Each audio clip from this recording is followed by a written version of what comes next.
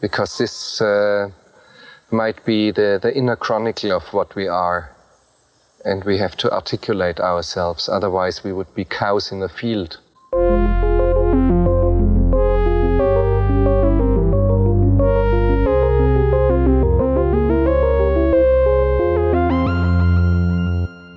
Welcome to Cows in the Field. This is a show in which we discuss philosophical themes in popular films. My name is Justin. I'm Laura. And today we're discussing our first Pedro Almodovar film, 2002's Talk to Her. And we're delighted to welcome to the show James Miller. Jim is a professor of politics and liberal studies and faculty director of the MA in Creative Publishing and Creative Journalism at the New School for Social Research.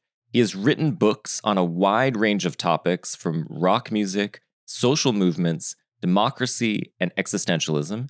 His new book is The Passion of Pedro Almodovar, a self-portrait in 7 films. Welcome to Cows in the Field, Jim. Thanks for having me. Justin, did you want to redo his title? Did I do that wrong? You said creative journalism instead of critical journalism. Oh my gosh. Creative publishing and critical. Nobody cares. Okay. I just want to, if you don't care that, I saw it on the screen as you had to do beautiful flowing intro to us, and I just wanted to make sure if you wanted to do it again. Jim, moving on. So tell us. Yeah. You wrote a book on Pedro Almodovar. What do you see as distinctive about him as a filmmaker? What are some of the things that are distinctive of him as a filmmaker?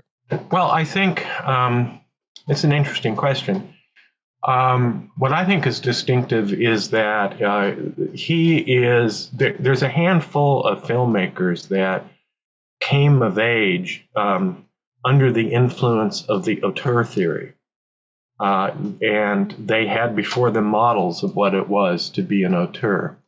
Whereas the first generation of auteurs didn't know that they were auteurs. They needed fancy French people to tell them these things.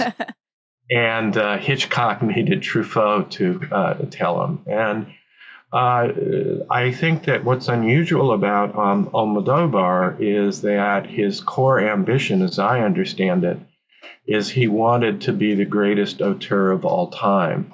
And I believe that's an ambition that's there from the outset, even when he's doing a do-it-yourself kind of punk cinema. As someone who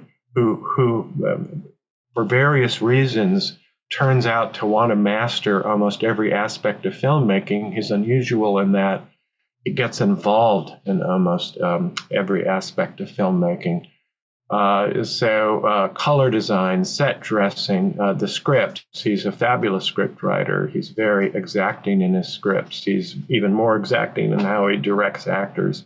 But to have somebody that is that self-consciously committed to what, after all, is a very historically specific, peculiar type of film, the art film that flourished most famously in the 1960s and had as its avatars people like Antonioni and Bergman.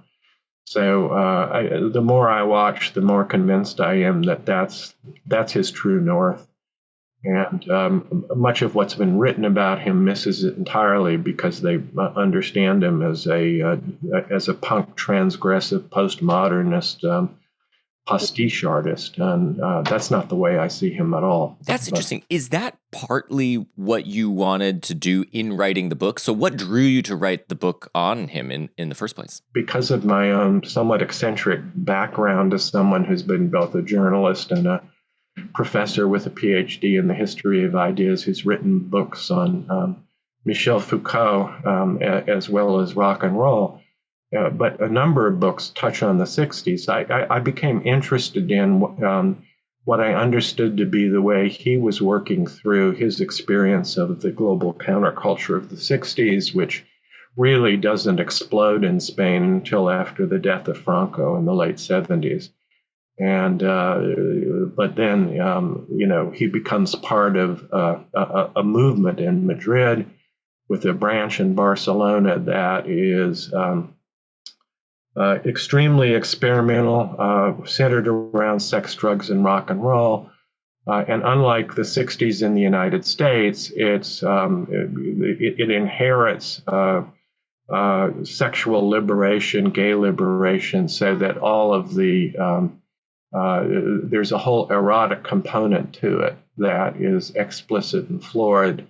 And then I decided, oh, well, but maybe I should try to write a book about film. I've never written about film. I had chapters in books where I write about film, but and so I thought, well, this will be an interesting challenge. And so off I went. I put together a book proposal, sent it to somebody who I knew who was editing a series at Bloomsbury on philosophical filmmakers, started to read some of the literature on philosophical film, Robert Pippin in Chicago, and quickly discovered myself falling asleep and not so interested in, and then when I went to the secondary literature on Almodovar, it seemed to me even more pathetic.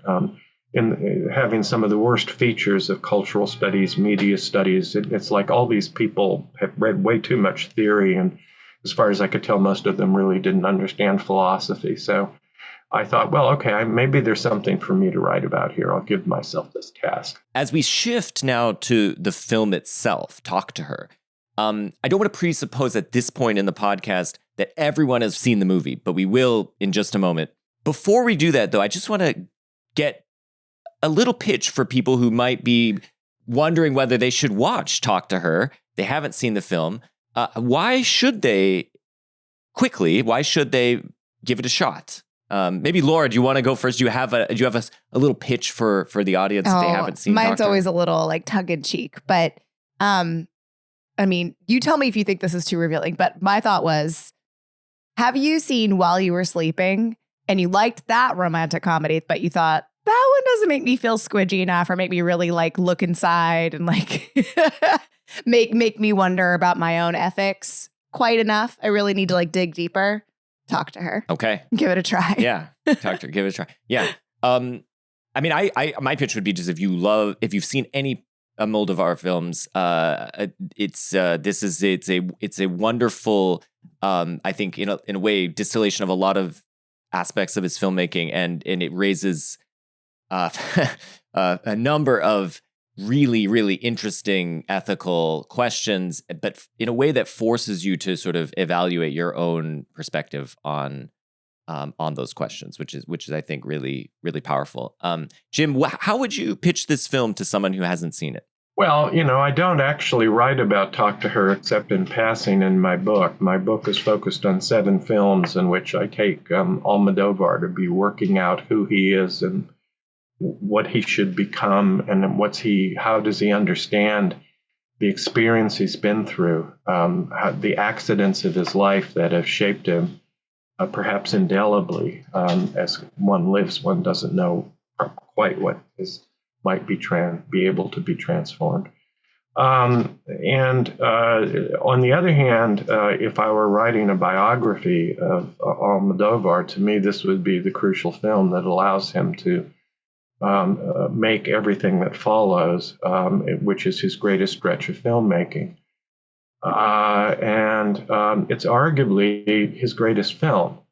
And it's an unusual film. It holds up to multiple viewings, as do most of Almodovar's films. In that sense, they're the equivalent of what we used to call great Brooks back in the days of elitist hierarchical thinking. And, it's a beautifully made film, and it has some bravura passages in it that are stunning.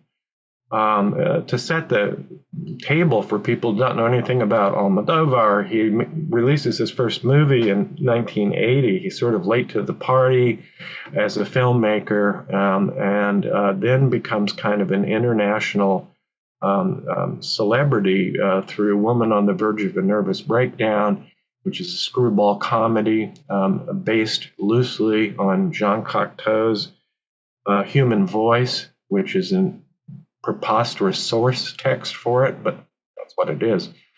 And then he wins the Academy Award for All About My Mother, the movie that immediately precedes Talk to Her. He wins an Academy Award for the Best Script for Talk to Her. And from there, he's just releases a long series of, I think, complete masterpieces. Bad Education, which is about his experience being in a Salesian Catholic boarding school, which was very traumatic for him, which enables him to make Voltaire, which he recounts growing up in La Mancha, in essentially rural poverty in the 40s and 50s, and then going on to make amazing films like Broken Embraces, The Skin I Live In, Pain and Glory, Parallel Mothers. It's quite an extraordinary series of motion pictures, and the motion pictures of his maturity are quite different from the motion pictures of the first half of his career, which was much more comedy focused and zany, I would say. And most of the early films, the other thing to add is they're almost, many of them have to do, they're very sexual. Many of them have gay characters central, and many of them focus on rapes. And the focus on rapes is something we shall talk about. We shall talk about. Okay, with that in mind now, spoilers ahead, so please, we're now going to talk freely about the film. The film begins with a ballet, and we see two men, Benino and Marco. We don't know who they are, if they know each other. They're watching this ballet, and I think in some sense, I mean, this film is so brilliant, but this sets the stage for everything that's going to come. The women, there are two of them dancing on the stage. They're both asleep, dancing. The men, there are two men positioned near them who... Literally, they're not asleep. That's right. The characters, they're... This is a very famous ballet by Pina Bausch, who is a very famous choreographer. And they're supposed to represent sleepwalkers who can't see where they're going. The choreography is high. This is high modernist ballet choreography, and you don't forget the man who is running around the set that they're trying to traverse is filled with chairs and tables that have to be moved away so the sleepwalkers don't stumble over themselves. That's right. Exactly. Yes. Exactly. So how let's just think through how this sets the stage. I mean, you have two women, two men. The women are asleep, but in need of assistance in order to carry out their dance. The men are moving things away from them so they don't run into them. I mean, this seems to, in a way, we as the audience at this point don't know how this is going to play out. We don't know what's going on. But right. In retrospect, this is in some sense going to be one of the central, features of this film. These two men are now going to end up in a kind of caretaking sort of relationship with the women in their lives who are asleep. Right, and we don't know who the two men are to start with. It turns out that they don't know each other. They just happen accidentally to be sitting together. So the question of chance occurrences and accidental coincidences is introduced, but we don't really understand that till later. One of them, who is more conventionally handsome and masculine, cries. The person sitting next to him does not. The crying is significant. I think that we've walked into it. We've begun to watch a movie called Talk to Her, and nobody's talking. Yeah. Completely. It's not silent because there's music to it that it's scored to. So we're seeing bodies in motion. So even though they're asleep, they're walking. And for much of the film, we're going to see people who literally can't move. That's right. So the question of animation of the will is implicitly posed here. Insofar as human beings have volition, it's most flagrantly presented in terms of the capacity to raise your arm and move, et cetera, et cetera. So, the bodies in motion are doing that in the most delicate and complicated way possible. And the way Pina Bausch choreographs the dancers is that they defy gravity. They go and lean against a wall as if they are going to fall, but they don't fall.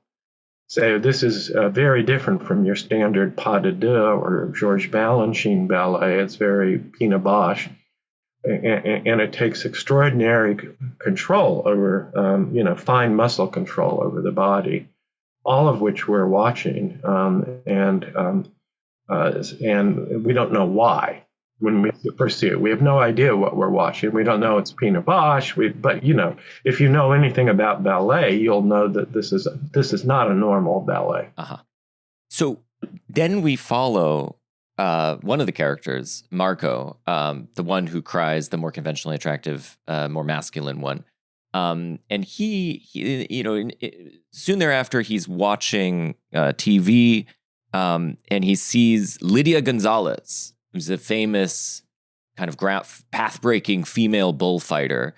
She's being interviewed on TV by a sort of gossipy TV host. I guess this is I get the sense that this is like a pretty common thing in Spain, I guess, like these kinds of like reality TV shows like this. Well, it's like the United States. I mean, we live under a reality TV dictator. Yes. So what do you expect? Yeah. So that's in Spain, but the role played by screens is also very typical of Almodovar, because even though his own ambition was to become a master of art cinema, he grows up in a world that's flooded with screens from the time he begins to make his films. There's TV, there's radio, there's mass circulated pre-recorded music, which all of which informs and shapes the culture that he in his generation grew up with in a bubble bath. So what we see is this character. We for the first time learn that the character who's watching the TV is a journalist, and he has trash TV on, which means he watches trash TV. And it's an amusing comic sequence in which the female bullfighter doesn't want to talk about a breakup with a lover, and tries to bolt from the TV studio, which introduces a rare moment of reality in what is usually unreal TV. And, this gives the journalist the idea to call up somebody at El País, which is the biggest daily in Spain, in Madrid, asking for an assignment to go and see if he can get the story on what's happening with this female bullfighter and the love affair that's on the rocks, and why she was so brave to storm off the reality TV show, blah, blah, blah. So he belongs to a milieu, and the question, the milieu itself is almost the antithesis of a Pina Bausch ballet. So we know that he's a high culture guy, but he goes low too. This is also Almodovar. Oh, that's really interesting. Yeah, I hadn't thought about it. Well, we also learn later that Marco is a travel writer. That's his primary occupation. So he doesn't typically write these kinds of... Specialize in Lonely Planet, going to sort of out of the way places, like Cuba or Jordan, which is... so he's an intrepid world traveler. And that seems to be his bread and butter, we subsequently discover. But in any case, he's well enough known, he can call up the editor at El País of the Sunday magazine. And we've seen that editor before in The Flower of My Secret, where that editor plays a central role. We never see who it is in this movie, but I'm just pointing out. Almodovar often is working within a realistic milieu, particularly if you're Spanish, that you would immediately pick up the authenticity of the locations and the references. Yeah.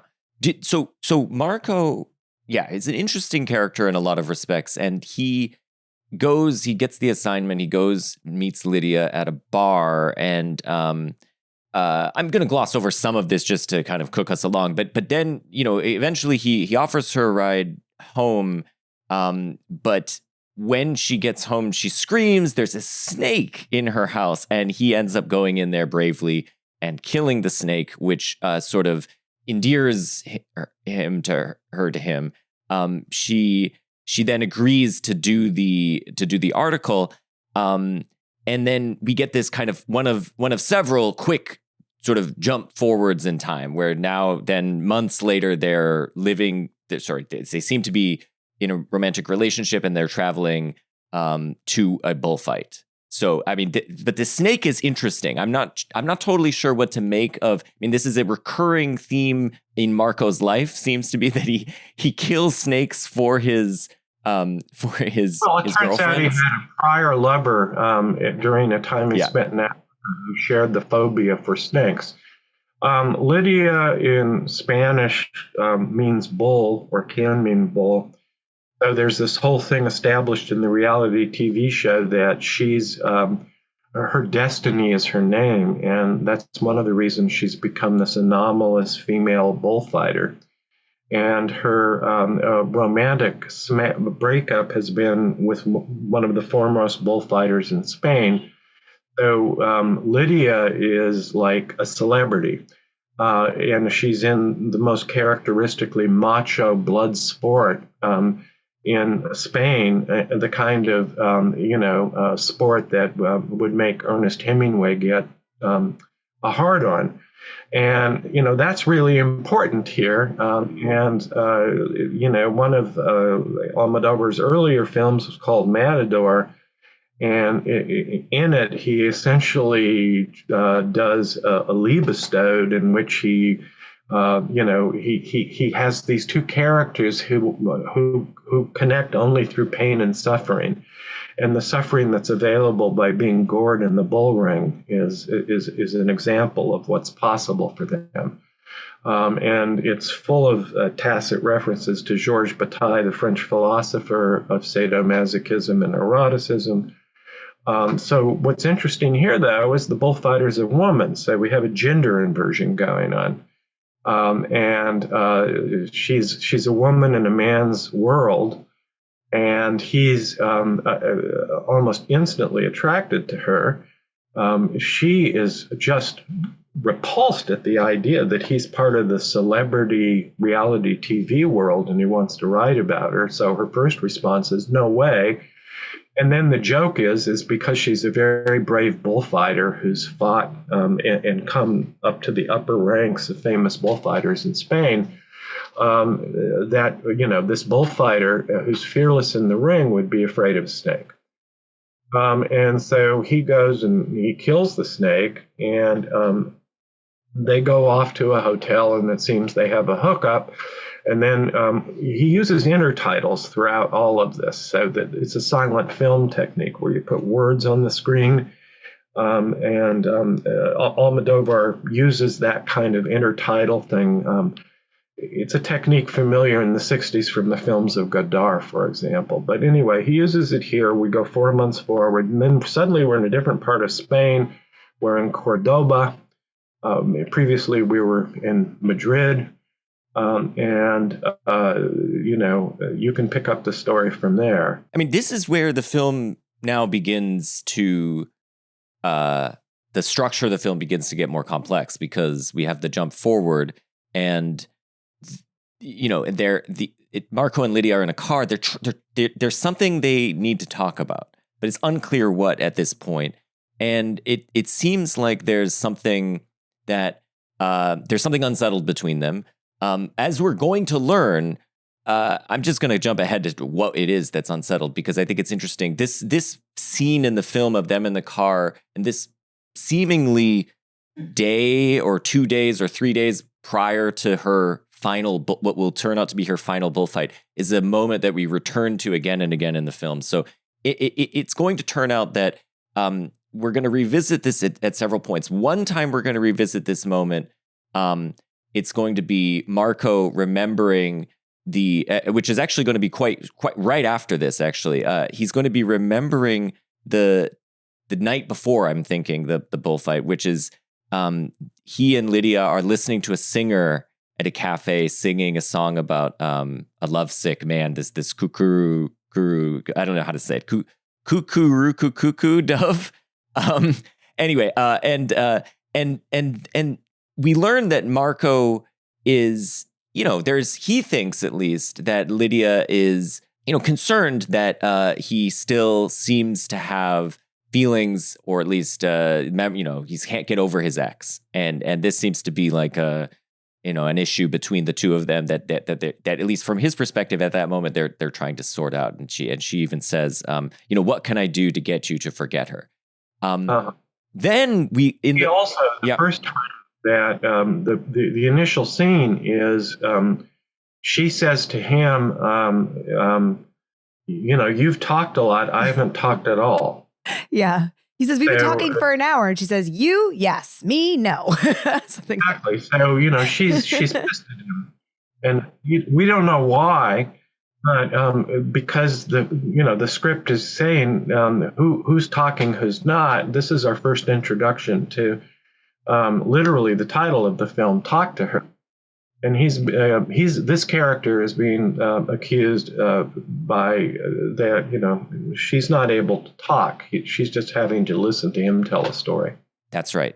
And this turns out in the second time we revisit this moment, which is later in the film, where again, he is remembering that he at the time was trying to assure her, let me say this because it is kind of complicated, and I don't actually know exactly how I don't think things you've are lining up. This out. It is really complicated. Yeah, so there's another flashback to the wedding, which is I think supposed to also be occurring at this same trip to this final, what will be her final bullfight. The wedding is between his ex-girlfriend and her now to be, husband to be. Correct. And he is attending the wedding, and Lydia has been, he said, don't come, there's no need for you to come. I'm just going there to sort of, give my best to her. But then Lydia shows up and she cries, and he is surprised by this, and he's trying to assure her, well, he thinks she's crying because she's upset that he would even need to go to this or whatever, he can't get over this ex. But in fact, she's crying, as we are going to then learn this in the structure of the film. This happens much later, but I'm just going to mention it now. We're going to learn that, in fact, she has been back together with her ex and has been unable to, but desiring to reveal that to Marco. And this is why she's actually crying, is that it's not what he thinks it is in terms of his being unable to get over his ex, but in fact, it's her being unable to get over her ex. And Marco's only going to learn this after she's gored in the bullfight, is incapacitated, and when her ex Nino comes to visit her in the hospital, months later, and reveals this to him. Which also introduces the theme of deceit and dissimulation, yes, and masquerade. Yes. Which is a constant thread throughout Almodovar role-playing, which I will remind us is a central theme in Being and Nothingness of Sartre, is the role-playing of people in social situations and how they hide themselves. And how voyeurism is a way to try to penetrate the veil. But this creates a subject-object split where if somebody sees you peering at somebody else, your subjectivity, you're in the eyes, the gaze of the other, you're turned into an object. And it robs you of your sense of subjective freedom, which is most fully enjoyed in being a voyeur. We haven't mentioned the voyeur theme in the film, but it's coming. It's coming. Mm-hmm. It's coming. Okay, that actually sets us up for that. Do you want to jump in this? Oh, I would also just note too, when you're supposing why Lydia's crying at the wedding, her words are, "Weddings are always make me emotional," which I think we all as an audience can understand. There's probably something else going on there. But all that we know about Lydia's interiority is basically like pieced together from the men's memories and perspectives. We get this information from Nino. Nino tells us that they've been together for a month. Right. Nino says that she never tells it to him. She never tells him. Maybe she made a mistake and, made out with him once or something and like has no intention of getting back together with Nino. We have just what Nino thinks happened and Nino's memories. We have Marco's memories of these women. We have Benino's understanding and memories of Alicia and her story, but we never actually get the perspective of the women, even though like they loom large in this film. But we have no way of knowing what Lydia's thoughts and feelings were. Well, but I would also say that, we have another way of knowing and inferring about our characters, and that's the material reality they inhabit. And really, the first time I saw the scene of the wedding, I was focused on the amazing Baroque church. And that's set on a hill in Cordoba. Isn't it an amazing coincidence? The wedding happens to be happening where the bullfighter is from. Right. But they also, on this trip, they visit our narrator gets to meet Lydia's family, and who turn out to be very pious and Catholic and observant. And the camera lingers over an ofrenda in the pueblo where the family lives, which has a lot of pictures of the extended family as well as of Jesus, and so on and so forth. So the question of religious faith and who has it and who doesn't is introduced through the camera lingering over aspects of the material context. And often the relationship of the characters is being shown by whether they're together or not. And in most of the sequences, what's odd when you've watched this a number of times is that the two main figures, are apart. They're not together at the wedding. They're on opposite sides of the aisle. They're on opposite sides of a concert when Katana Velosa was Kukuru Paloma. They're and they connect, but it's by the gaze. It's all eyes. So that the issue of very minute aspects of your physique, your physiognomy, become important here. Whether how they look at each other speaks volumes, and it's not words. So part of what's going on is, our attention is constantly being directed to the unsaid that's being communicated in ways other than talking. The subject-object distinction and the kind of taking the perspective of the voyeur. This sets us up for the other parallel plot line here, which has been going on throughout, which is between Benino and Alicia. So Benino is a nurse in a hospital. I guess he seems to be mostly in the sort of the coma ward. I guess the people taking care of the coma patients. And Benino, we have to remind your listeners, yes. Benino is the guy that's sitting next to. That's right. Marco, watching the ballet. And so the film abruptly moves our attention. We've been following Marco, and now suddenly we get a jump cut, and it's Benino. We can pick it up because, this is also involves, I'd have to go back to diagram, and I'm pretty sure it involves a flashback, though. We've got a flash forward flashback, but I'm not sure. I'd have to go look. I know, I can't remember either. But basically, parts of this are being interspliced with Benino and his interactions with Alicia. Now, Alicia is she's a dancer who's been, we later learn, hit by a car, and now she's in a coma, and Benino's taking care of her. And, immediately the level of intimacy with which he has with her is, I think, portrayed in a way which I found unsettling, quite unsettling, yes. And uncomfortable. I mean, he's massaging her. She's nude almost all the time. She's naked quite a bit. I didn't know. When I'm in a coma, can somebody put a shirt on me, please? Like, that's crazy. But he does put a shirt on her. He dresses her in little dolly dresses. Yeah, but she spends a lot of time naked. I think the camera helps to to induce the perspective of Benigno, which is one of voyeurism, as we're going to see when he tells his story as well. Where the camera lingers over her naked body. I'm pretty sure the point of view when we first meet is more complicated than that. And what we're seeing is the point of view, it turns out to be Alicia's father, who's a psychoanalyst, which we only discover later. And but he is visiting, and he is observing as Benigno massages the thigh. The thigh being another recurrent feature. Body parts become quite specifically important in the film. And, so it's filmed as if it's super duper erotic. I agree with you, but it's also filmed in a way that the actor had to learn what a real massage looks like when you're massaging a body. And that's what a real massage looks like from the outside. So, this is not, this was meant to be a clinically correct recreation of how you would massage someone who's in a coma to try to keep the blood circulating.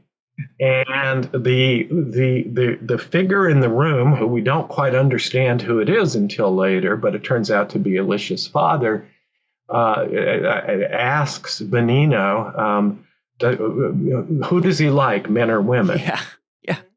And so the gender thing, which has already been thrown into play by, our female bullfighter, is immediately in our face. And, we have to watch this exchange between, the shot ends up being focused as much on this other person interviewing Benigno, in which one of the first things we're about to hear is somebody questioning his sexuality. And we don't quite know why, because when we first see it, it's out of the blue. Later, there's a flashback. It turns out when he went to a psychoanalytic section with the father so he could stalk the daughter, the whole issue of his sexuality came up, blah, blah, blah. It turns out he'd been living with his mother for 15 years. The psychoanalyst says this is a very strange adolescence you've had. It's not normal. And Benigno's saying, really? It doesn't seem that strange to me.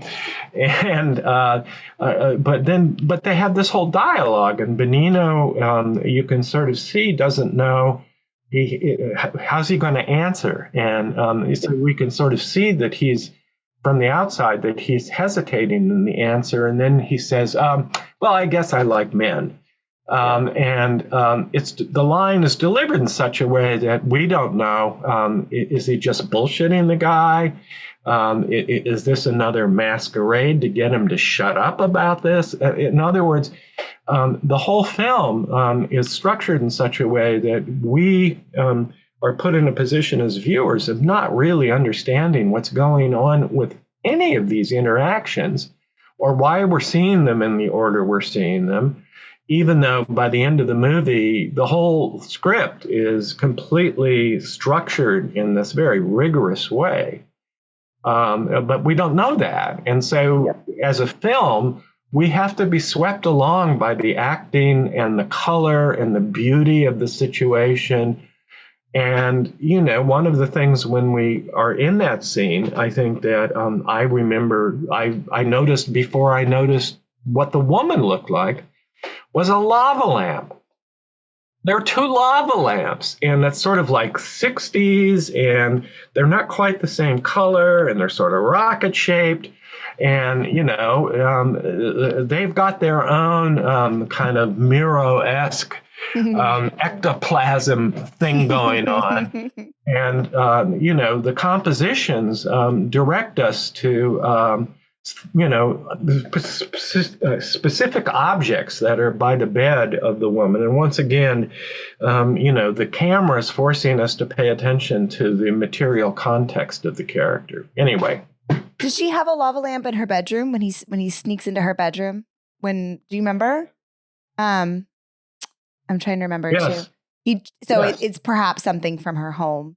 But it is those hotel rooms. It's absolutely from her home. He has reproduced exactly the way all of her everyday objects were organized in her bedroom. Mm-hmm. We know that later. We see it. And we see too, wow, he is imagining the home he'll make for her.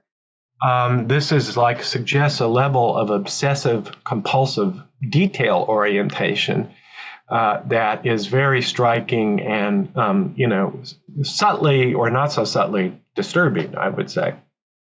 Yes. I mean, that was the vibe I got from that first exchange is Benigno seems to behave clinically, and this is as if this is all totally normal. The father seems to be uneasy with what's happening. And that is what makes me uneasy, is I think, okay, this seems to be normal by Benigno's lights, but not by the father's lights, which is, prompting him to ask, like, okay, do you like men or women? Which I think is interesting that, again, we don't know what's going on here. But we're immediately a little bit uneasy about the situation, even though it is, this is a clinical situation. And for all I know, this could just be exactly how these things go. We then meet Katerina, which is Alicia's dance teacher, who comes to visit. And I quite like this scene played by Geraldine Chaplin. This is just, she comes and explains, she's talking to Alicia, she's explaining both to Alicia and Benigno, who are on opposite sides of her, this new piece she's choreographing, which is about these soldiers in World War I that when they die, the soul in the form of a woman dancer emerges from the body. And there's this, I find this very funny exchange between her and Benigno, where she's like, from death, life emerges from the masculine, the feminine emerges from the earth. What is it? And Benigno says, tree, water. And she says, no, the ethereal, which is so great because it demonstrates, there's something about Benigno, which is he's a simple guy. He appreciates ballet, but we're going to see why he appreciates ballet later. We're going to learn why. But he's not a purveyor of the fine arts. I mean, he's a man who's been, as we're going to learn, caring for his sick mother for 20 years. He's a shut-in, effectively. And I just love this, this kind of goofy exchange between Katerina and Benigno. Well, it's not just a goofy exchange. It introduces a central theme of the movie, which is resurrection. Yes. And the line between life and death, and whether it's porous,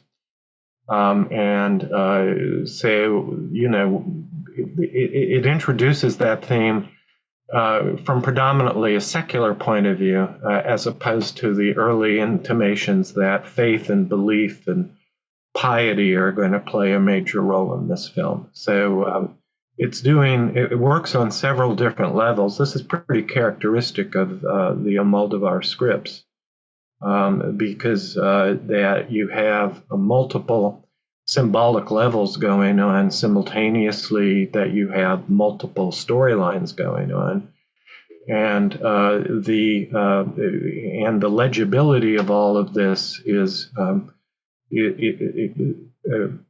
it's hard for a viewer the first time to understand what's really going on. In fact, I would say it's impossible. I personally think that Almodovar really belongs to the era of DVDs and Blu-rays, because his movies must be seen more than once to be properly appreciated. Yes.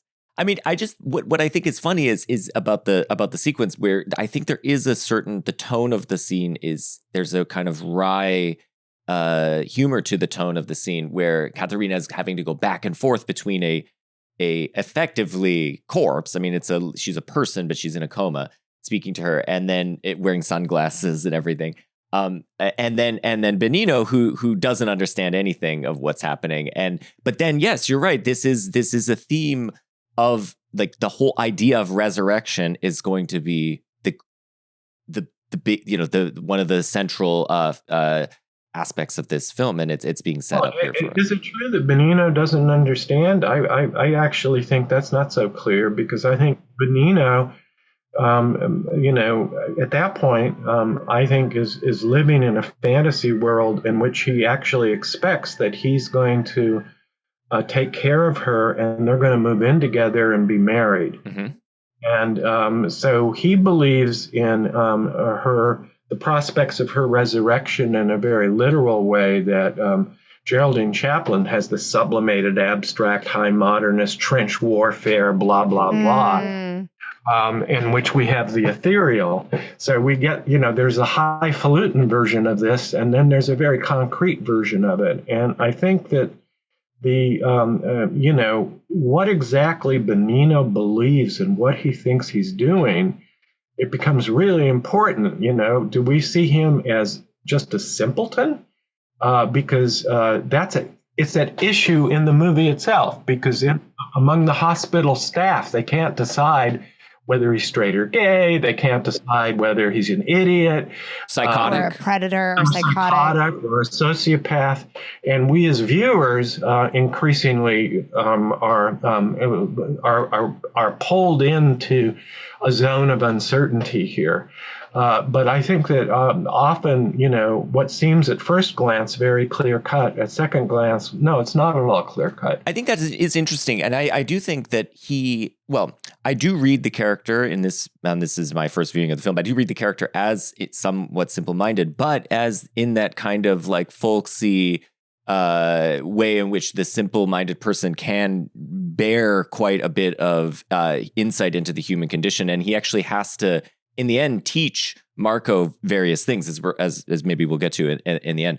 But I think it's just, in this case, the way that scene is presented to me feels like he is out of his depth, and that's where the humor for me comes from. Oh, no, you're absolutely right. And you're right to stress the humor here, because the movie is quite funny, oddly enough. Given that much of it concerns people talking or interacting with people, two women and a coma. Yeah. It's really, really, really funny until it's not. Yes, that's right. Well, and now we're about to get to some stuff that's not funny, because we don't know at this point what Benigno's relationship to Alicia is. We just think she's his patient. He's a very devoted nurse. Yes. But we then hear through his story, which he tells to Marco, what happened. And basically we learn that he has been he stalking Alicia for a long time. His apartment that his mom owns, that he's been living in and caring for her, looks out over Alicia's dance studio, and he's been watching her out the window, sometimes for hours at a time, seemingly. And eventually he goes and, attempts to forge some sort of contact with her, picking up her wallet that she drops, and then escorting her to her home, where he learns that her father's a psychologist, goes in and, tries to get an appointment, has an exchange with the father, but then, cannot help himself. But for some reason, the office is right next to her bedroom. So he walks into her bedroom where she's taking. For some reason, it's very close to a shower. So yes, in the shower, shades psycho. He's very Norman Bates. At this point, the film has really changed the tone, because now our relationship to Benigno and what we've learned is their relationship is become dramatically different, and now we learn, this guy's been stalking this woman to the point to which he's now gone into her bedroom, violated her privacy, stolen a hairpin from her, seen her naked. He has a transitional object. Yes. Which looks a little bit like teeth, but sounds like castanets. That's all done very deliberately. I mean, Almodovar mentions the teeth connection. The castanets is my observation. That becomes relevant because castanets play a role later in the film. But I should also say that when the wallet is dropped and we see him in his voyeuristic way looking at the ballet studio that's run by the Geraldine Chaplin character, and Alicia is a student in that ballet school, she walks out of the school and she drops a very distinctively colored wallet. And it seems like instantly that Benigno was there. And how could he go down the stairs and be there instantly? That's a great point. Yeah. It's a subtle thing, but it's like, really? And there are these aspects of the film, and this again is typical of Almodovar, where, much of it seems almost neo-realistic, and then suddenly it seems, but that's an impossible thing. It's almost supernatural, and it's subtle. Well, it's crucial that this is his telling of the story to Marco. So absolutely. we should not necessarily be taking this at face value. Yeah, so we have every reason to believe he's an unreliable narrator. Exactly. Mm-hmm. Yeah, exactly. I also just wanted to note too, in that moment where he finds Alicia comes out of the shower and screams because she sees him, and he has just come out of the bedroom with her secret claw clip, and he tells her, "I'm harmless." Yeah. Inoffensive, I think, or something like that. But like anytime you have to tell somebody you're harmless, you're probably not harmless. No. Yeah, it's like Nixon saying, "I'm not a crook." Yeah. Yeah. Okay. So then, which concludes with him saying, and I love this quote, I think is just a wonderful quote, because we've just seen this relatively horrific behavior. And now we know, this guy now has unfettered access to this woman's body. Nobody else knows that this guy's been stalking her. Clearly this would not have been allowed had they known that. But then he says, "The last 4 years have been the richest of my life, taking care of Alicia and doing the things she loved to do," which for him involved going to the movies and attending ballet and so on. And I think, and I love this thing, and I think this is one of the things Almodovar's doing in this film, is this immediate and sharp and almost harsh juxtaposition of something horrifying and something beautiful. These two things. Tender, loving, like you see the love right next to the violation, and there's no judgment. They're just placed next to one another. Exactly. And of course, empathy, you would think, is it could be potentially a salvific emotion for these people who otherwise are completely lonely, isolated, and are desperately trying to connect, which is, another subtext of what's going on. So, Benigno, his empathy, though, is carried to such a bizarre level of concreteness and literalness that it's heartwarming, when we think about it and hear it described the first time, and then we return to it and see, actually, this is kind of weird. It's almost as if he wants to turn into her. Right. He must be subsumed by her, which we're going to see. Maybe it brings us to the shrinking lover. To the shrinking lover. But I just want to mention one thing. I just want to dwell on this briefly, and then we'll get to the shrinking lover. But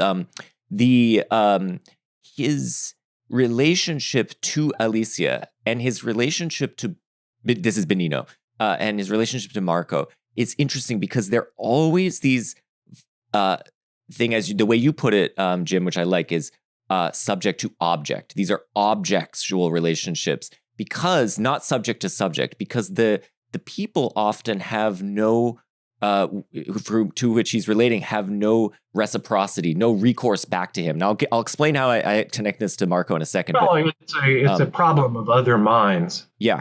So with Benigno and Alicia, so he has one half, in a sense, of a good relationship. He's self-sacrificial. He gives it to her. He genuinely seems to have caring feelings towards her, and so on. But the thing it doesn't have is reciprocity. There's a violation. There's no ability for her to consent to return anything to him. And so she is literally an object for him to project whatever he wants onto her. And I think it's interesting that I'm just going to mention this, because just to jump to the end briefly, Benigno eventually, when he's imprisoned, and he shares that very intimate moment with Marco between the glass, and he says, you've been with me here, and how?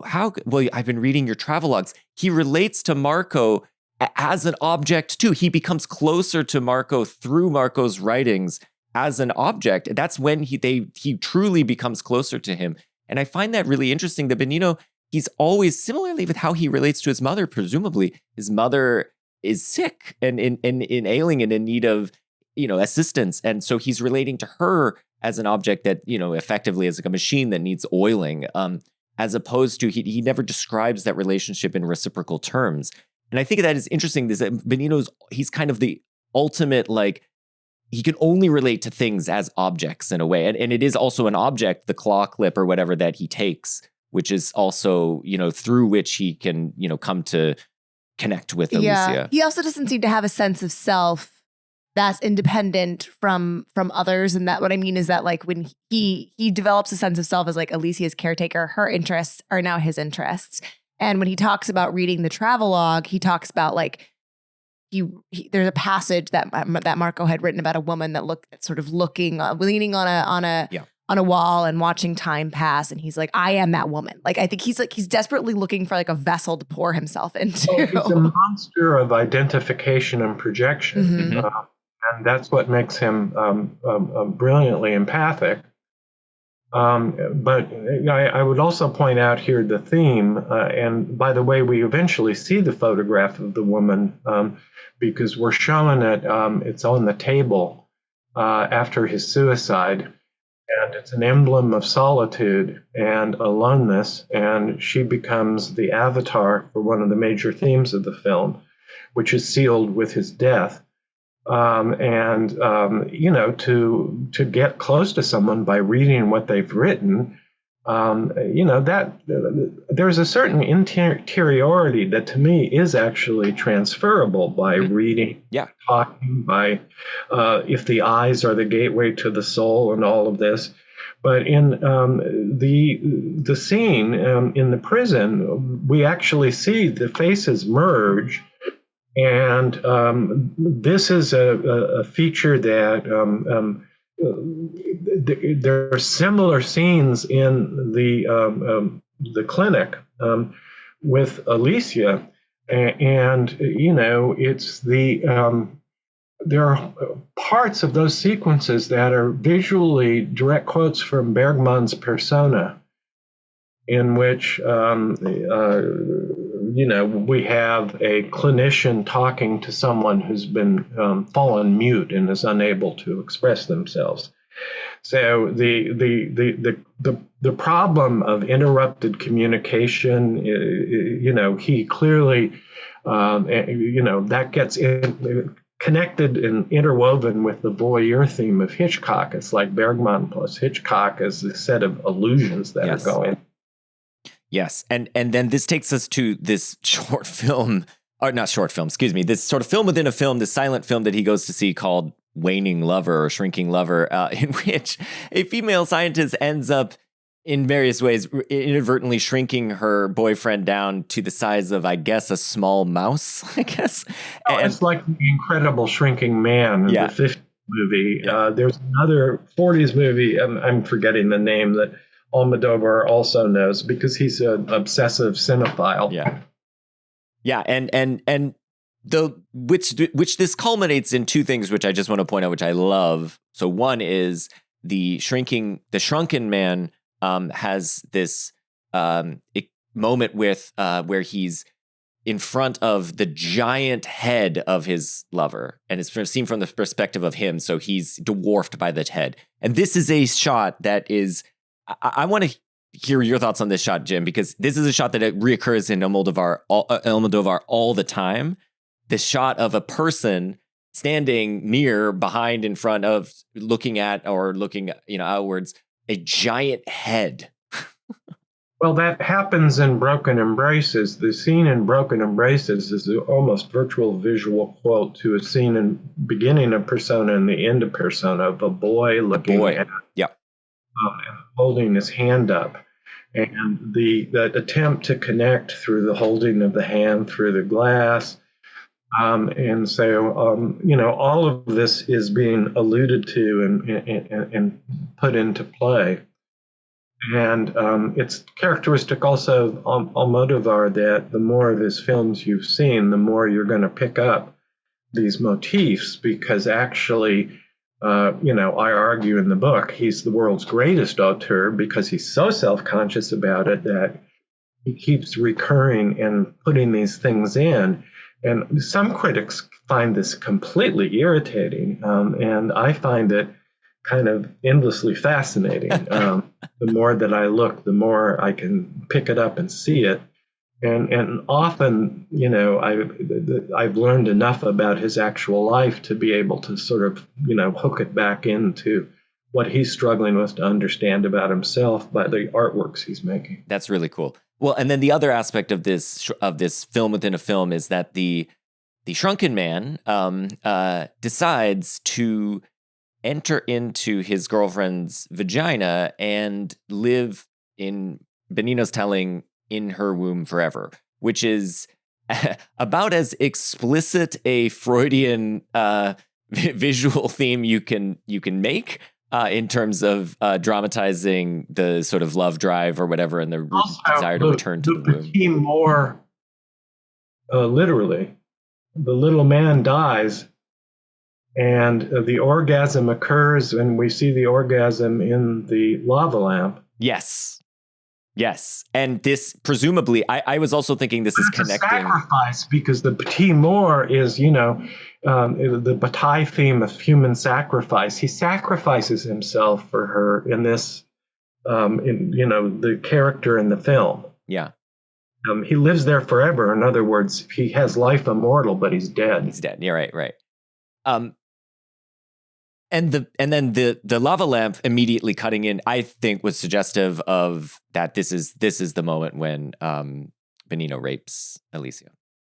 Correct. Yeah. So this is now he has been inspired by this film to, in his own way, enter into her, return to the womb in the Freudian sense, and be.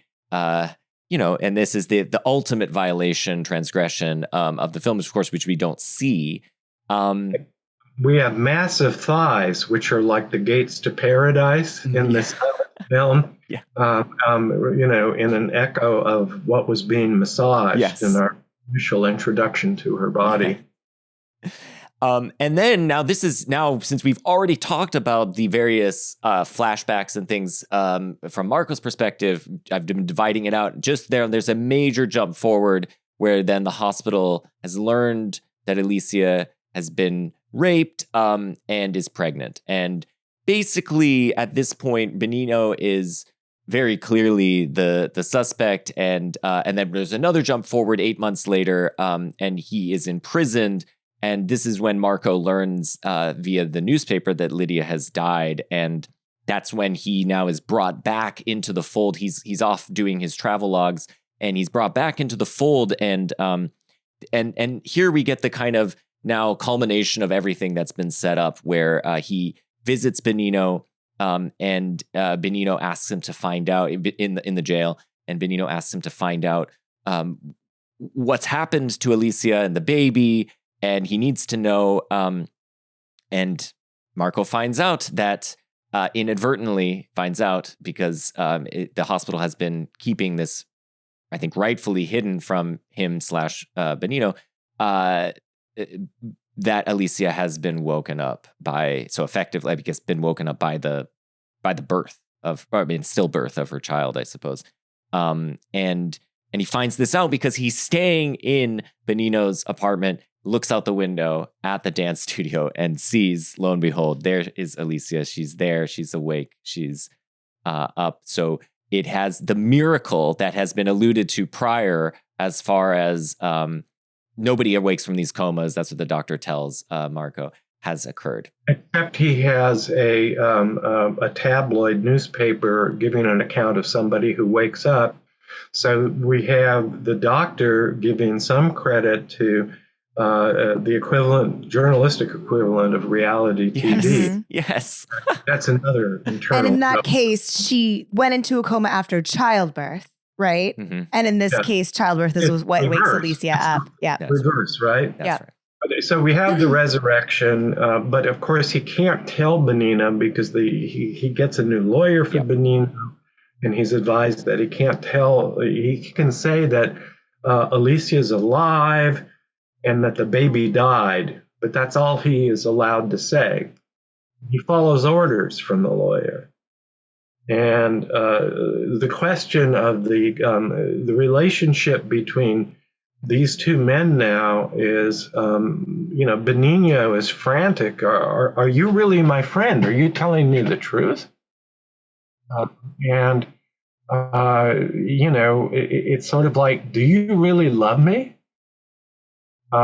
Because there is, I would say, an erotic bond between these two men by the end of the movie that is activated in these kind of scenes of mounting pathos, which then get even weirder. But yeah. Yeah. And we, and effectively Benigno has sacrificed himself to awake Alicia, like the shrunken man in that way. Yeah, and also he, when at the very end, the last visit, Marco doesn't quite understand it, that Benigno is essentially saying, I'm about to liberate myself by killing myself. Yeah. So, this is it's a film about suicide just as much as The Room Next Door is a film about suicide. Yeah, for him, he describes it as, I will be with her forever, like the character of the film that he's seen. Well, but he's the person who embodies faith and hope. And this is explicit because Marco has no faith or hope. He's a secular person. And therefore, he doesn't see the point of talking to his bullfighter paramour when she's unconscious. He refuses to do it. And Benigno says, you just have to talk to her. Women like to be talked to, and they're really you should give it a try. And he doesn't, and he refuses to talk. So, this is the inversion of he talks too much when she was conscious, and now he's refusing to talk to her. And it's a communication breakdown. But the principle of hope and faith is Benigno. I mean, he's a classic Catholic figure in his own way. In fact, you could almost read him as a martyr. Actually, on that sequence, I love that exchange because Benigno says, "Talk to them," and Marco says, "But they can't hear me," and Benigno says, "Well, how can you be so sure they can't hear us?" Wow, this is Bergman's faith, like. The characters of Bergman's films, like going through the silence of God. How can you be sure? But then what I think is really interesting is Benigno continues and he makes a different, in a way, argument for talking to her, which is less, they can, hear us or whatever, or whether they can hear us is not really the issue. He says, remind them that they exist, that they're still alive, and that we care. And I think what's so interesting about that is you could read that as, it doesn't really matter if they can hear us.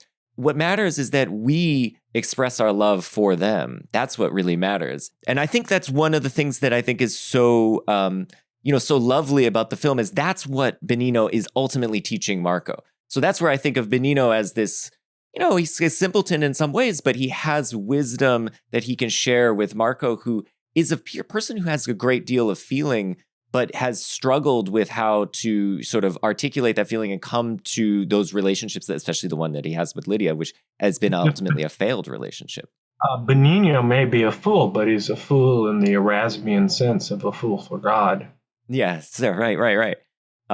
So anyway, so then, in the end, Benigno, it ends sort of with Benigno writing this letter, his sort of suicide note to Marco, imploring him to not be so impenetrable, which I love. I think that's a really wonderful sort of, in a way, note to end the film on. Of course, then we do get the coda. The very upsetting coda. Okay, Laura thinks I'm saying, maybe it's a chance encounter between Marco and Alicia at the ballet, and they share a kind of knowing glance to one another. Katerina intervenes, and then the final sort of, not the final shot, but almost final shot is as the two of them, Alicia sitting behind Marco. Marco turns back to look at her. Their faces are illuminated. She smiles. And then we get the shots of the dancers. Well, actually, the final line is, which apparently took multiple revisions to get right, is given to Geraldine Chaplin, who wonders what the hell is going on when he sees this interaction going, and goes back to talk to them. It seems maybe it's the intermission or something, and Marco explains, and he says, "I'll tell you later. It's pretty simple." And she says, "Nothing is simple. I'm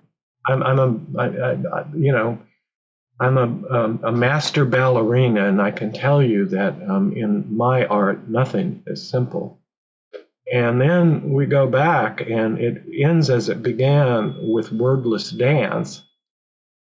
But in this case, it's completely the opposite. It's Pina Bausch's troupe again, but they're doing a kind of bump and grind tango situation that is, now the soundtrack is flamenco. I mean, the actual music in the film by Alberto Iglesias, whose soundtrack for the silent film is unbelievable. It's sort of a mashup of, Charles Ives and Shostakovich and a little bit of Mahler tossed in. But here we're into demotic Spanish with a flamenco guitar, and it's really sexy. And then the ballet de corps shuffles off the film, and we're left with two figures. And this is a dance of love. But then the final thing we see is an intertitle, which is the names of Alicia and Marco. Yeah. Which is to say, implicitly, the film ends and we don't get to see the next chapter, but there will be a next chapter. Yeah. And in effect, Marco will get to be what Benigno wanted to be. He will become her lover. Yeah.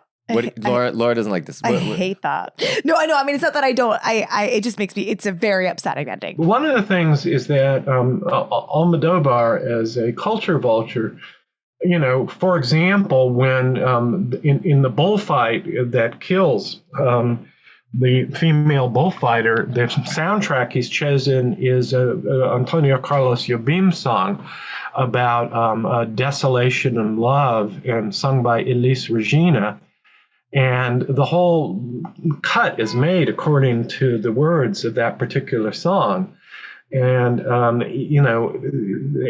if you know the music that's being alluded to, or if you make it your job to study it, you won't go wrong in terms of finding out even more of what's being communicated.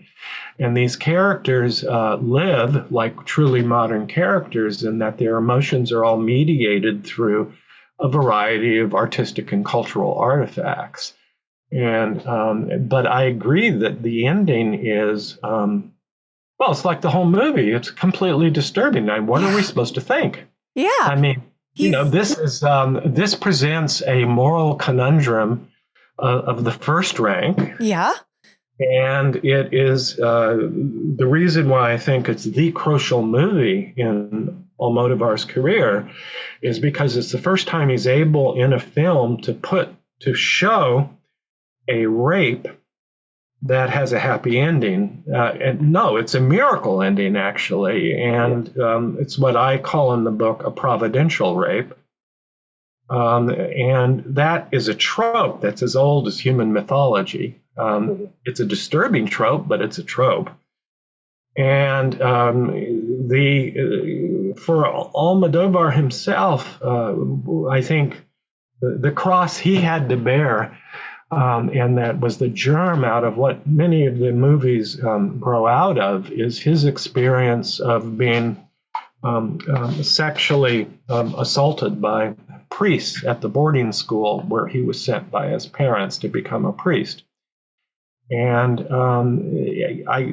this is the film that allows him for the first time to actually put into a movie what happened to him as a child when he was in the Silesian boarding school. The very next movie is Bad Education.